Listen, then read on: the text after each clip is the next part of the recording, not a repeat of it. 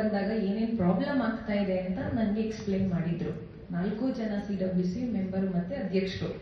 So ನೀವು ICP individual care plan ಮಾಡುವಾಗ ಸರಿಯಾಗಿ ಅಪ್ಡೇಟ್ ಮಾಡಿರಲ್ಲ, SIR full form social investigation report ಅಂತ ಗೊತ್ತಿದ್ರು ಸರಿಯಾಗಿ ಫಿಲ್ ಮಾಡಿರಲ್ಲ, ಕೌನ್ಸಿಲಿಂಗ್ ಅಂತೂ ಕೇಳಕ್ಕೆ ಹೋಗ್ಬೇಡಿ.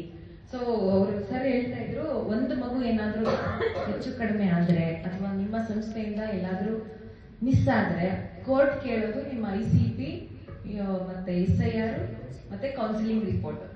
ಸೊ ಇದೇ ಹೇಳಿದಾಗ ನಾವು ಸ್ವಲ್ಪ ಸೀರಿಯಸ್ ಆಗಿ ಯೋಚನೆ ಮಾಡಿ ಟ್ರೈನಿಂಗ್ ಕಂಡಕ್ಟ್ ಮಾಡಲೇಬೇಕು ಅಂತ ಹೇಳಿ ಈ ದಿನ ಫಿಕ್ಸ್ ಆಗಿರೋದು.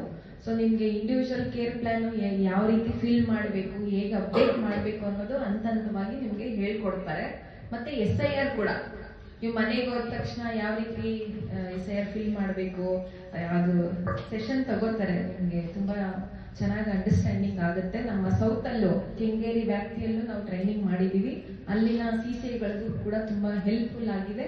ಅವರು ಕೂಡ ಈಗ ಅಪ್ಡೇಟ್ ಮಾಡ್ತಾ ಇದ್ದಾರೆ. ಸೊ ಈಗ ಹೈಕೋರ್ಟ್ ಮತ್ತೆ ಬೇರೆ ಕೋರ್ಟ್ಗಳಿಂದ ಎಲ್ಲ ವಿಸಿಟ್ ಬಂದಾಗ ನಿಮ್ಮ ಸಂಸ್ಥೆಯ ಮಕ್ಕಳ ಫೈಲ್ಸ್ನೇ ನೋಡೋದು. ಫೈಲ್ಸ್ ನೋಡಿದಾಗ individual care plan supreme court ಇಂದಾನು ಆರ್ಡರ್ ಆಗಿದೆ, ಮಕ್ಕಳದು ಕೌನ್ಸಿಲಿಂಗ್ ಅಪ್ಡೇಟ್ ಮಾಡಬೇಕು. ಮಕ್ಕಳು ಪಾಸಿಟಿವ್ ಆಗಿರ್ಲಿ ಅಥವಾ ನೆಗೆಟಿವ್ ಇರ್ಲಿ ಅದೆಲ್ಲಾನು ಅಪ್ಡೇಟ್ ಮಾಡ್ತಾನೆ ಇರ್ಬೇಕು. ಜಸ್ಟ್ ನೀವು ಒಂದು ಹಾಳೆ ಅಪ್ಡೇಟ್ ಮಾಡಿ ಬಿಟ್ಬಿಟ್ಟಿರ್ತಾರೆ ಅಂತ